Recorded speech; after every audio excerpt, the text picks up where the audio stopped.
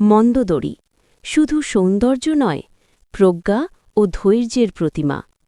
মন্দোদরী তিনি কেবল রাবণের রানী নন, বরং ধর্ম ও বিবেকের জীবন্ত প্রতিমূর্তি।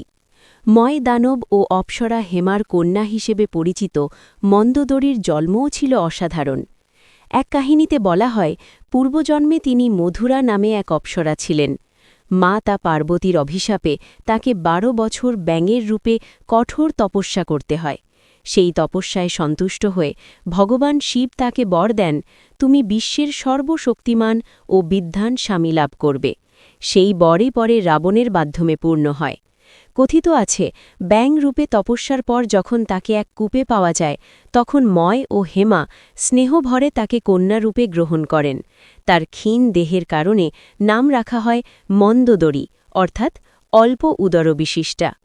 মন্দোদরী কেবল রূপের আধার ছিলেন না, তিনি অসাধারণ বুদ্ধিমত্তার অধিকারিণী ছিলেন।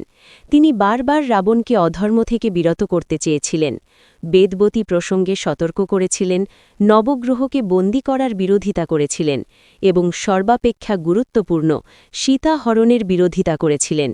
কিন্তু রাবণের অহংকার প্রতিবারই তার উপদেশ অগ্রাহ্য করে। সীতার প্রতি তার হৃদয় সর্বদা করুণায় পূর্ণ ছিল। অশোক বাটিকায় তিনি সীতার জন্য বস্ত্র পাঠাতেন এবং ত্রিজটাকে নির্দেশ দিতেন যেন সীতার যথাযোগ্য সম্মান রক্ষা করা হয়। এমনকি যখন রাবণ ক্রোধে সীতাকে হত্যা করতে উদ্যত হন, তখন মন্দোদরী তার হাত ধরে তাকে থামান।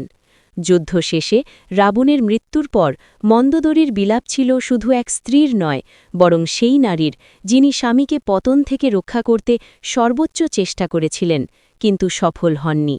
তিনি সতী হতে চেয়েছিলেন, কিন্তু শ্রীরাম তাকে ধর্মপথের উপদেশ দেন। পরবর্তীতে রাষ্ট্রের মঙ্গলের জন্য তিনি বিভীষণের সঙ্গে বিবাহসূত্রে আবদ্ধ হন।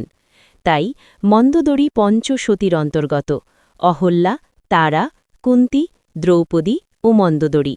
তাদের শ্রবণ পাপক্ষয়কারী বলে মানা হয়।